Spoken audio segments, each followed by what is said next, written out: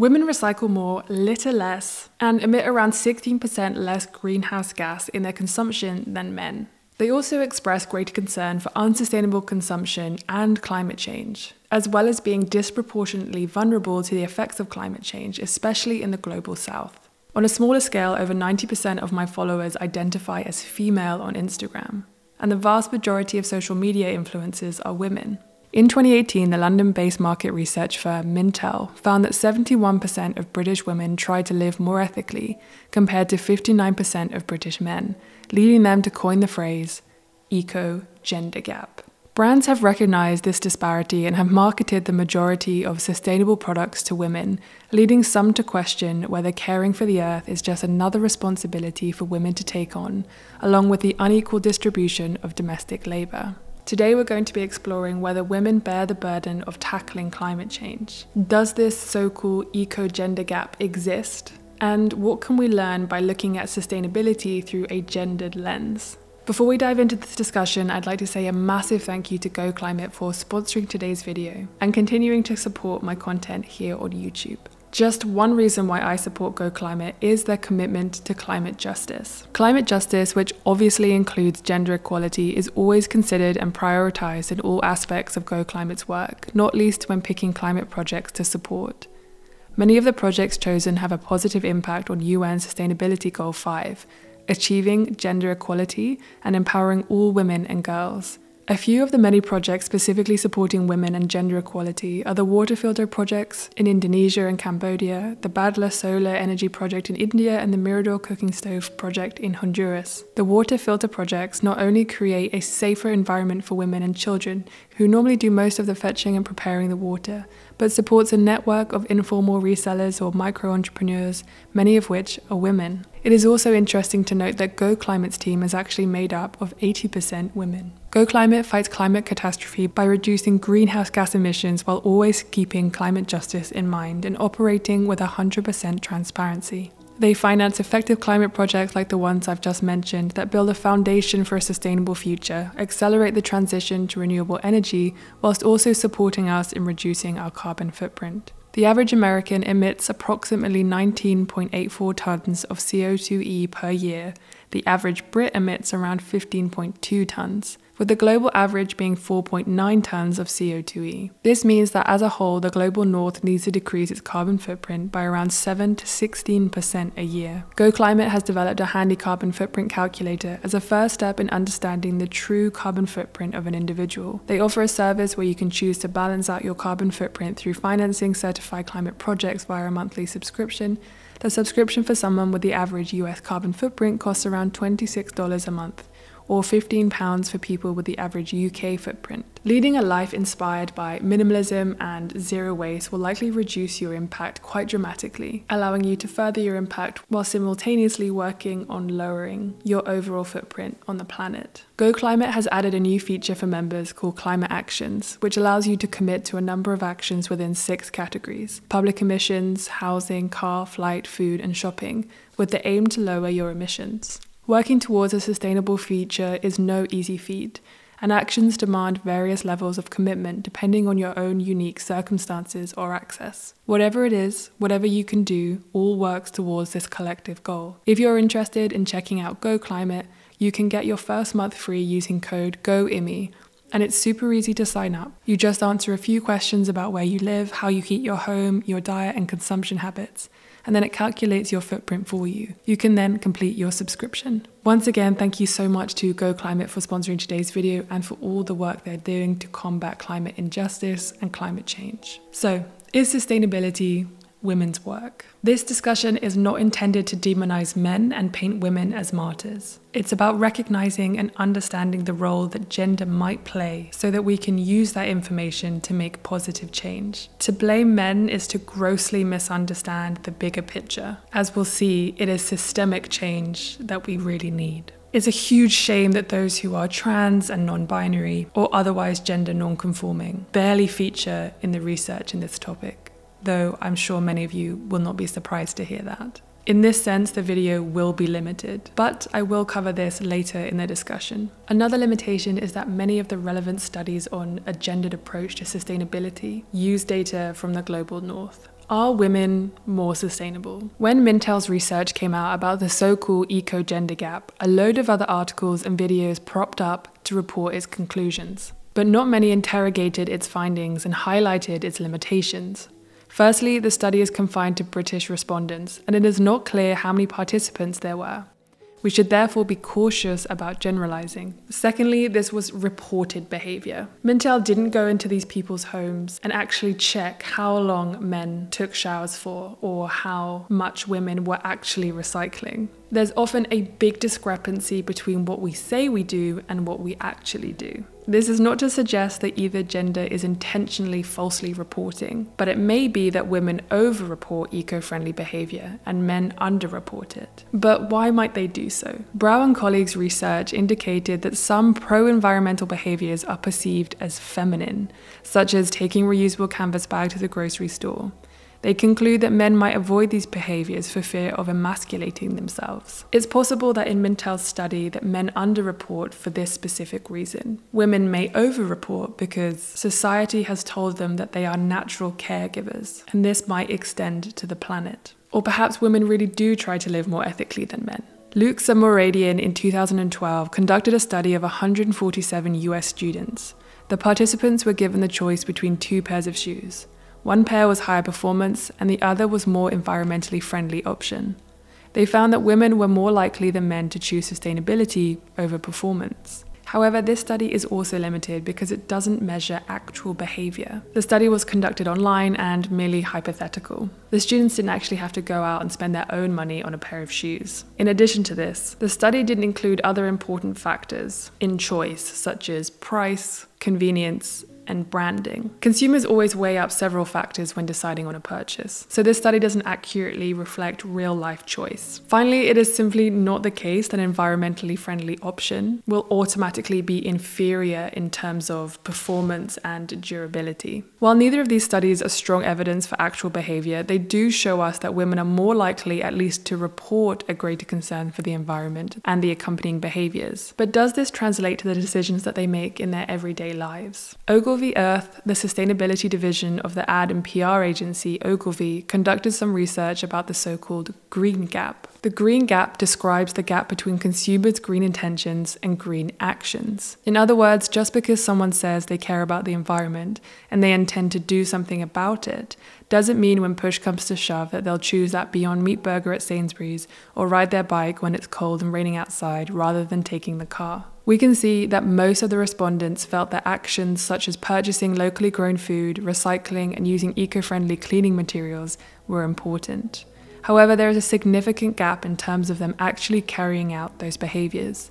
Interestingly, the gap is much smaller amongst the Chinese respondents compared to those from the US. Anyone have any ideas why that might be? Leave them in the comments. Ogilvy Earth's report also says an eco-opinion survey conducted by Eco found 90% of Americans value energy efficiency, but only 3% turn their PC off at night. So a lot of us have good intentions and we talk the talk, but very few of us seem to actually walk the walk. But admittedly, this is different from self-reporting actual behaviours. If I say I recycle, it's different from saying I intend to recycle, or that I recognise its importance. In this way, Mintel's research and other studies, where participants report what they actually do, are more helpful for understanding behaviours than those that just measure intentions or attitudes. The majority of research I read when asking people to report their own behaviour does point towards women's greater participation in pro-environmental activity. It's still possible that women are over-reporting and men are under-reporting,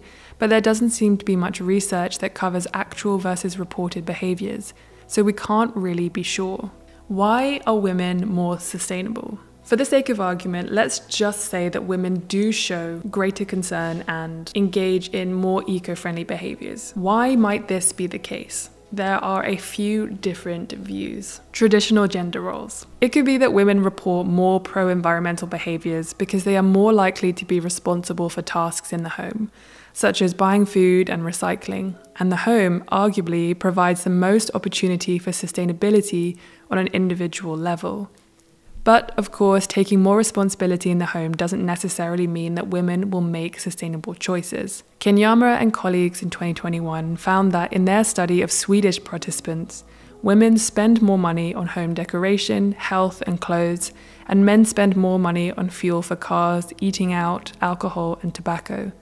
Are there more sustainable options for women if this is what they are spending their money on, and fewer for men? I don't know, but I do think it's worth considering whether adhering to stereotypically gendered roles when it comes to consumption is contributing to an eco-gender gap. Blood, Heart and Swim in 2020 make a really interesting point about how women get a raw deal when it comes to the perceptions of their consumption. Women can be simultaneously stereotyped as being highly consumeristic and are expected to be more responsible for sustainable consumption than men. Although these expectations may seem contradictory, both can allow for greater consumption by men because they place the blame and responsibility on women to change consumption patterns and allow men's consumption and responsibility to remain hidden. I think there's something in that, or there at least has been in the past. But the more research that's done on this, the more men's consumption is being brought to light. But it's not all about consumption. As I mentioned in the intro, climate change has a disproportionate impact on women and girls, particularly in low-income societies. For example,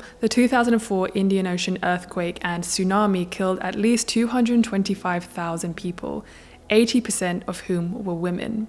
Women were more likely to have been at home caring for children, slowing down their efforts to escape, or waiting on the beaches for the fishermen to return. Men, in contrast, were more likely to have been away from home and were more able to devote all of their efforts to escaping. The division of labour according to gender roles clearly has a huge impact on women's greater vulnerability to climate change and climate hazards. Just a quick note to say, if you are enjoying this video and you think that this is an important topic, please give it a thumbs up and subscribe to my channel so you never miss another video essay. Now for the second theory.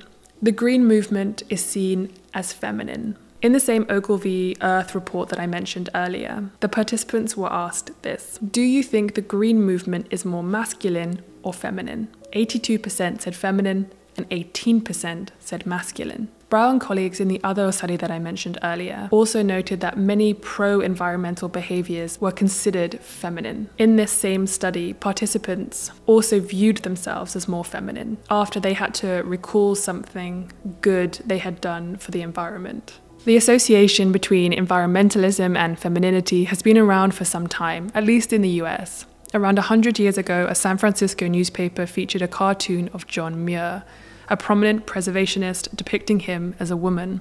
Muir opposed the construction of a dam in the Hetch Hetchy Valley in Yosemite National Park, and because of this was denigrated as unmanly. But what does environmentalism have to do with femininity? There is this idea that women share a life-giving role with nature. It is no coincidence that it's often referred to as Mother Nature or Mother Earth. This affinity with nature, alongside with women's traditional feminine roles and stereotypes, apparently make them natural caregivers of the planet. It might also be partly to do with ecofeminism. Ecofeminism has, for decades now, connected feminism with nature and environmentalism. It is a movement in which mankind's unfortunate domination over nature is seen as analogous to men's equally unfortunate domination over women. In other words, both women and nature are oppressed by men. This is a very superficial explanation of ecofeminism, and I highly recommend you go and do your own research and own reading on this topic, as it's much more complex than I have time to cover in this video.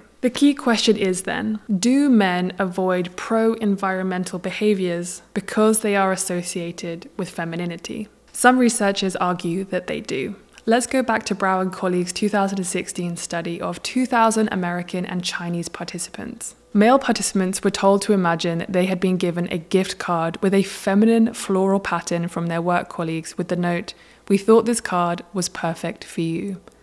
They then had to imagine purchasing items with it: lamp, backpack, and batteries. Another group was shown a standard gift card without a feminine pattern.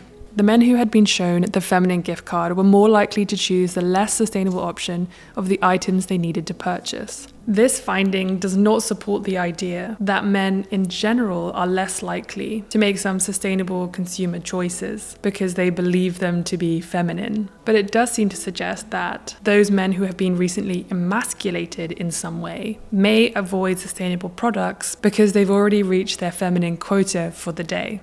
In the second part of Rao's study, however, men who were scoring off the charts in masculinity, based on a writing sample that they provided, were more likely to choose eco-friendly options afterwards, whether they had a feminine gift card or not. So do we need to make men feel more manly in order to get them to make more sustainable choices? Rao and colleagues argue that we do. In a later article, the researchers wrote about their study. They suggest that marketing for eco-friendly products should be more men-environmentally friendly. That really makes me cringe. But that's not the answer. The answer is to change societal attitudes to gender expression so that no man feels emasculated by a floral pattern on a gift card. So much so to the extent that he needs to reassert his masculinity. Again, this study is limited by the fact that it is an imagined scenario. If you were asked what you would do in a certain instance, this may well differ from what you may actually do. But it's interesting nonetheless, the difference that a floral gift card made. We need to look at another study to see whether this association of the green movement with femininity is preventing men from engaging as much as women. Swimming colleagues in 2020 studied how men and women were perceived by others when they made eco-friendly choices. Firstly, they write that not all pro-environmental behaviours appear feminine. Some are masculine, caulking windows, keeping tyres at the correct pressure, changing furnace filters, and some are neutral, buying LED light bulbs, unplugging chargers, paying bills online. You might argue that the greenness of these actions may be an unintended consequence rather than the primary motivation, which could be saving money or convenience, and that this could be viewed differently as a result. Let's compare two scenarios. 1. A man regularly takes shorter showers in order to save money on energy bills. A man regularly takes shorter showers purely for environmental reasons. Is scenario 2 more feminine than scenario 1? Is it the caring about the environment that changes a neutral behavior to a feminine one? Is an action motivated primarily by concern for the environment perceived as inherently feminine? I don't know the answer to these questions, but I think that it's helpful to unpick exactly where these associations may come from. In Swim et al.'s study, participants were presented with a written account of a day in the life of either a man, David, or a woman, Diane, who engaged in pro-environmental behaviours. Each account had 5 masculine pro-environmental behaviours, such as adhering to a vehicle maintenance plan, 5 feminine ones, such as line drying clothes, or 5 neutral ones, such as opening windows rather than using air conditioning. They then asked participants to judge David or Diane's sexuality on a scale from gay, lesbian to bisexual or heterosexual. When Diane or David engaged in behaviours that did not conform to their gender, participants were less sure of their sexuality. Interestingly, they did not judge them as gay or lesbian necessarily, they were just less assuredly identified as heterosexual. The study doesn't examine whether people will avoid certain behaviours because they do not align with their gender or because it may lead others to question their sexuality. But it may well be the case, especially for men, whose masculinity is seen as more precarious than women's femininity and needing to be regularly validated. Unfortunately, we are not in a place as a society where everyone feels comfortable with being perceived as gay, whether they are or not. If a straight man believes a behaviour will lead others to question his heterosexuality, he may well avoid it. Even though this study included so-called masculine, feminine, and neutral pro-environmental behaviours, it found that participants still perceived all these actions as predominantly feminine. Perhaps it is the case that even when carrying out a traditionally masculine behaviour, if there is an environmental benefit or motivation, the femininity of this overrides the masculinity in some way. Society tells men that not only must they be masculine, but they constantly have to prove it, and engaging in actions perceived as feminine may undermine it. As pro-environmental behaviours seem not to be able to shake their connection with femininity, this may be an explanation as to why men might engage less. If men avoid pro-environmental behaviours for fear of emasculating themselves, do women engage in more pro-environmental behaviours simply because it is expected of their gender roles. This leads us onto the next theory. Women are socialized to care more about the environment. Some research suggests that the eco-gender gap can be explained by gender socialization. In other words, girls across cultures are socialized from a young age to help others and display altruism, while boys are socialized to be more independent and competitive. These socialized values lead to a discrepancy between girls and boys in terms of their environmental attitudes and behaviours. Zalesny and colleagues in 2000 surveyed primary and secondary school children in California and found that compared to boys, girls reported stronger pro-environmental responses on all environmental variables, and this pattern was consistent across 2 years. In a separate study, they found that girls were socialised more than boys to be other-oriented and socially responsible. Their belief and their findings support the idea that socialization accounts for the differences in environmentalism. It's really interesting that even young girls express more concern for the environment than boys. But we do have to bear in mind that this study was conducted between 1994 and 1995, so things may have changed in the past 25 years. I would hope so. It's a personality thing. Other research suggests that the difference between genders is down to a difference in personality. It's not that women are naturally more inclined towards environmentalism, it's that they are more likely to display personality characteristics which are associated with concern for the environment, such as agreeableness. Luxemoradian in 2012 also noted that although there are differences in agreeableness between men and women, there is also wide variance of this trait within genders. That is, some men show more agreeableness than other men, and some women show more than other women. They conclude that eco-friendly products and behaviours should be marketed to appeal not to women predominantly, but to those that are more agreeable regardless of gender. But how do you appeal to agreeableness? Focus on emotions and relationships with others, Lux and Meridian say. Let me know what you think about this in the comments. And the last explanation of this gender disparity is men are bigger consumers because they have bigger economic resources. It is not surprising that wealthier people tend to consume more than those on lower incomes. And consumption is strongly related to impact. This is the case in many countries around the world. The higher the economic inequality in the country, the greater disparity between consumption levels of the rich and poor. Bloodhart and Swim in 2020 note that wealthy women consume at similar rates to wealthy men. So it could be that the greater economic resources held by men play a significant part in men's larger carbon footprint. Overall, this may be the case, but it's also worth remembering that a wealthy woman will likely have a larger carbon footprint than a poor man. Trans, non-binary, and other gender non-conforming individuals. As I have already touched on, there is very limited relevant research on individuals who don't identify with a gender binary. I only have this information from reading other papers. I couldn't actually find any primary resources myself. The papers tend to mention that there is very little research, and then I kind of, oh well, and continue on with their study where they separate participants into male and female. Those that don't identify as either of these are simply removed due to statistical validity concerns. This is a real shame, obviously, because from the little that I could gather, it appears that queer communities tend to be far more accepting of gender fluid expression. So it would be interesting to see what kind of impact that this would have on pro-environmental behaviours and attitudes. If anyone does know of any research on this, please do let me know in the comments because it is clearly lacking. So what's the answer? What do we do with all of this information? Some see this gap as women having the opportunity to lead the way in the future of environmental activism. Others see it as yet another task on women's to-do list. The question is whether women have a seat at the table for policy development and political decisions, where the biggest changes should happen. The answer is not yet. Most policy is still drawn up by majority male leadership. Interestingly, those countries who have a greater proportion of women in leadership roles are more likely to implement sustainability and environmental policy.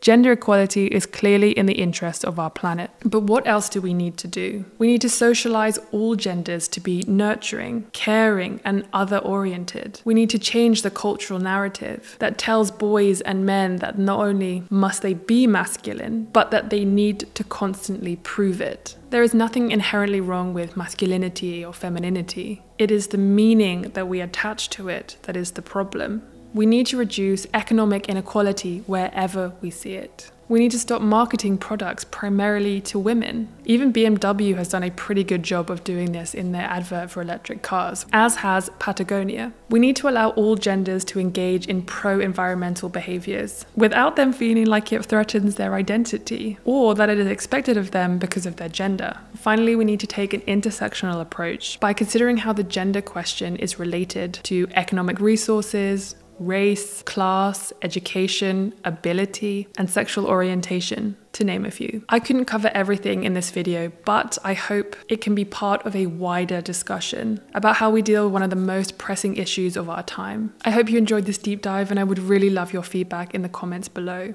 You can find all of my references in the video description if you would like to explore this topic further. Once again, I'd like to thank Go Climate for sponsoring today's video, supporting my content here on YouTube, and their commitment to climate justice globally. Remember to check out the description to learn more.